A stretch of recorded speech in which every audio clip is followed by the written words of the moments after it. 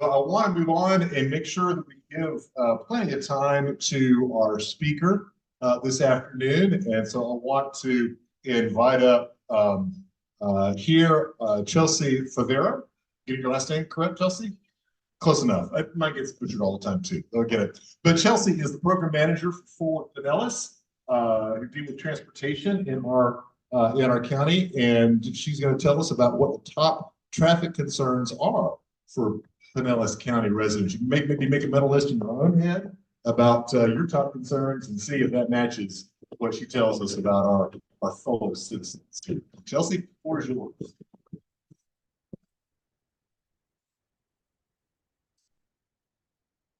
Thank you all so much for having me. I'm Chelsea Favero. I'm with Fort Pinellas. I'll talk a little bit about what Fort Pinellas is in just a second. But thank you so much for having me here today. I actually have a very long history with Rotary. I was a foreign exchange student during my junior year of high school. I spent a year in Germany through the Rotary program. My parents are Rotarians, my brothers are Rotarians, so I was lucky to talk to Rotarians. So the work that we do at Fort Pinellas focuses on Pinellas County as a whole. And Pinellas County, as you're probably aware, is a lot different than working in any other county in the region. We have 25 different local governments. I think I'm blocking you, sorry. 980,000 residents, but we also have 15 million visitors every year, and all of them are using our transportation network. And we're not like Hillsborough, where in the morning everyone goes into Tampa, in the afternoon everyone goes out. Here in Pinellas, everyone is going everywhere in every direction at all times a day. So it's particularly challenging to plan for transportation. Not only that, in the next 25 years, we're planning to add 120,000 more residents and 80,000 more jobs. So we have to really take that into account as well. This map here shows all the parcels of land that were developed here in Pinellas County in 1950. By 1980, this is what that looked like. And this is it today. And that little parcel up there, that's not empty, that's actually a wellhead. So every parcel has something on it. And if there's nothing on it, there's a really good reason why. It's probably a landfill.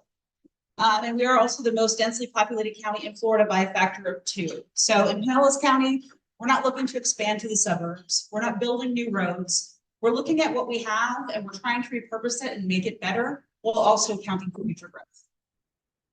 A little bit about our agency, who we are.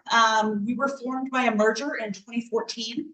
We had a transportation, or we have a transportation piece. That is a federally required function. Every urbanized area is required to have a transportation agency.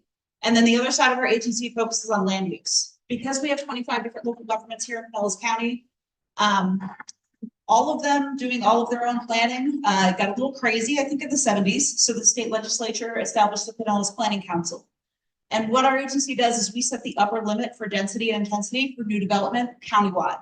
Local governments, they can do whatever they want down here, but if they hit our threshold, they have to come to us and ask for approval. And it's really because we don't want to see, say, Largo put up a condo right on the border of maybe a single family neighborhood in Clearwater. We want to make sure that everyone's development is functioning together as a unit.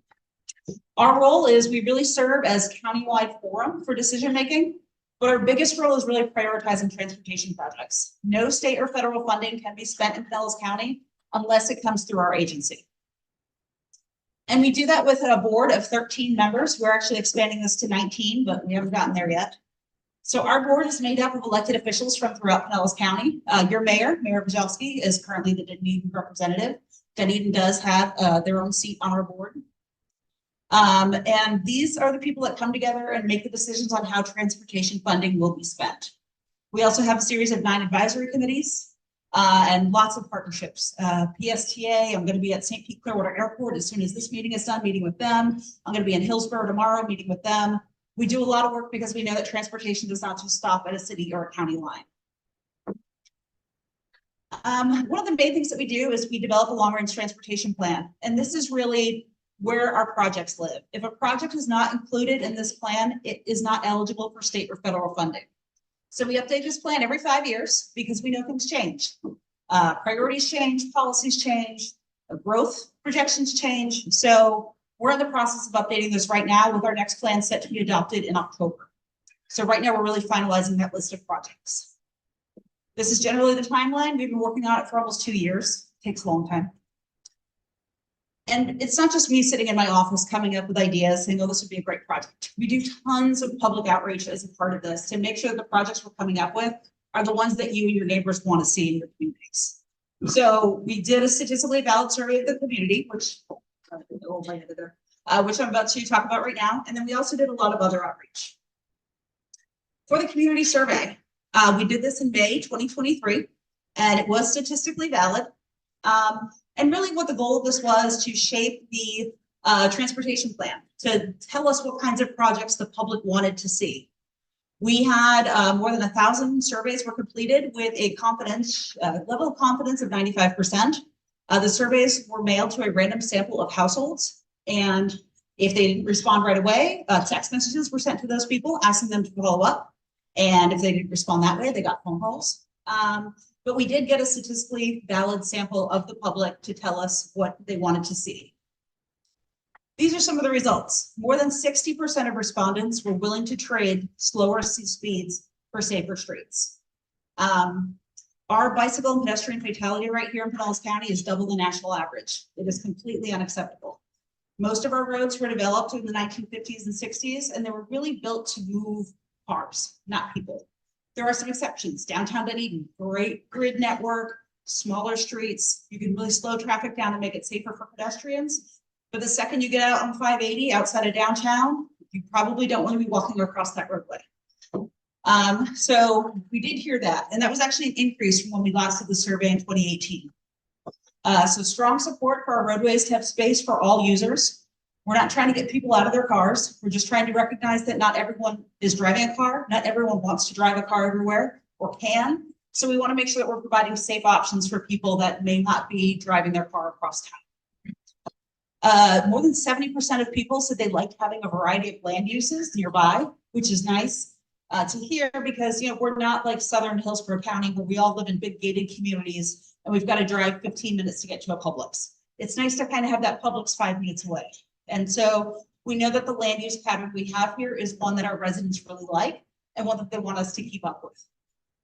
20% of people said they would never take transit. Public transportation, they're never going to do it. Doesn't matter what you do. Okay, fine.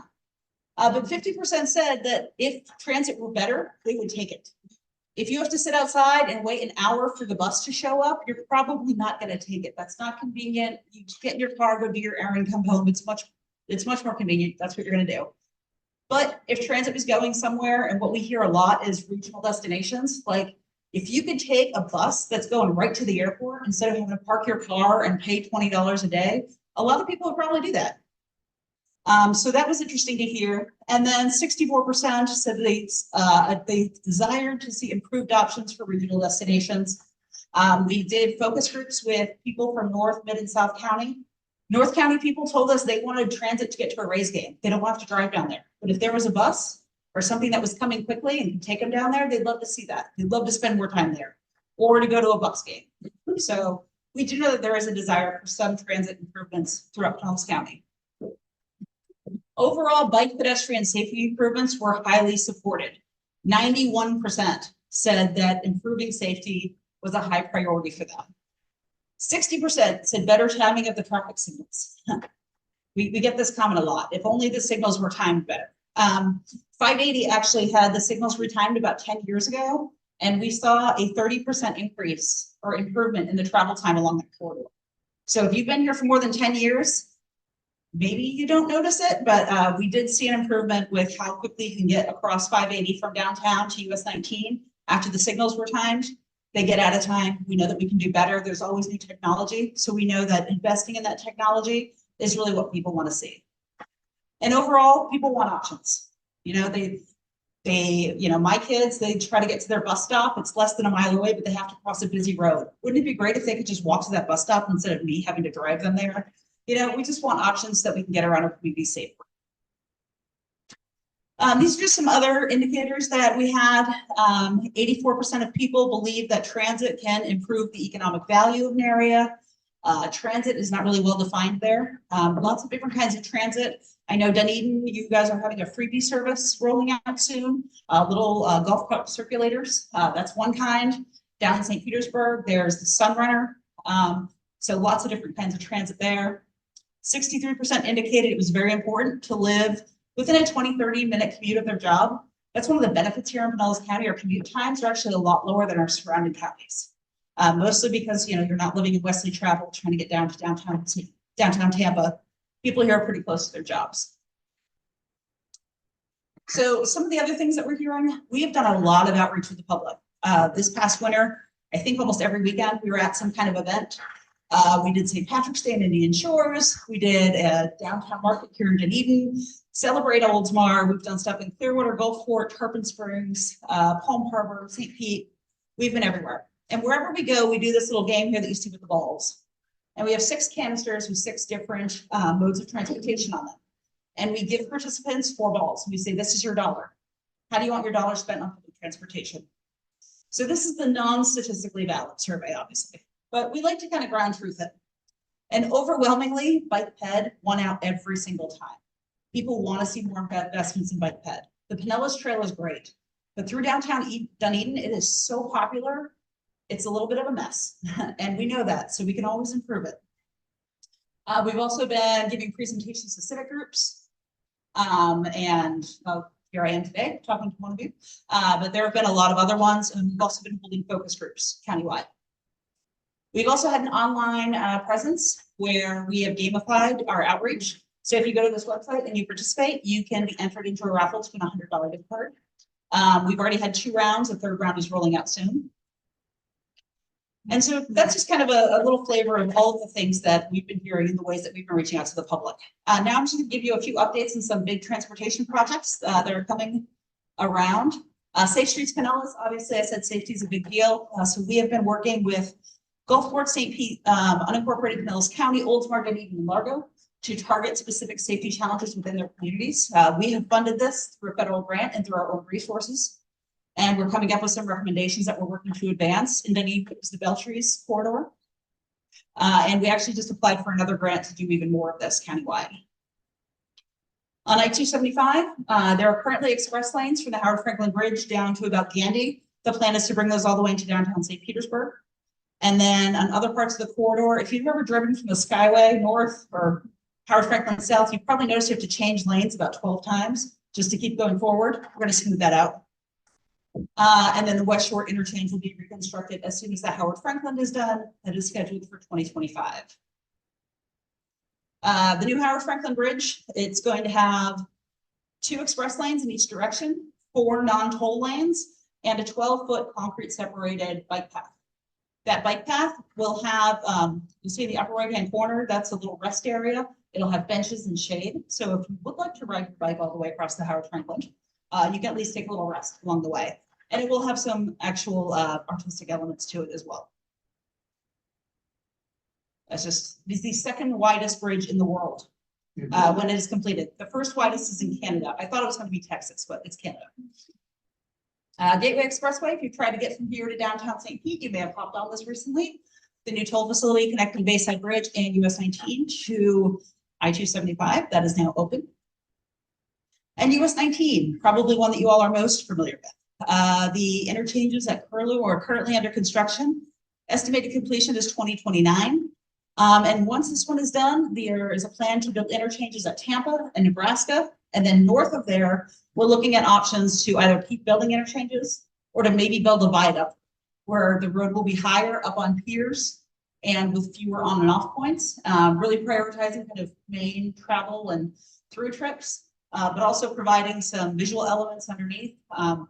If you're familiar with Gandy and South Tampa, when they built the elevated road there was a strong desire for the road to be built higher, so it wasn't just visually blocking off businesses on either side. I don't think any businesses have closed along that corridor since that roadway opened. Compare that to US 19, where the interchanges are built. Lots of those businesses end up closing because they suffer from the visual elements and losing the pass by traffic. So we are looking at ways to fix that. Online, we have an interactive, it's called a transportation improvement program. This shows all the projects that are coming or under construction in Pinellas County. So if you go to our website, you can open it up, and if there's a question about some project near your neighborhood, go on there and you can get all the details. And with that, I'm happy to take any questions.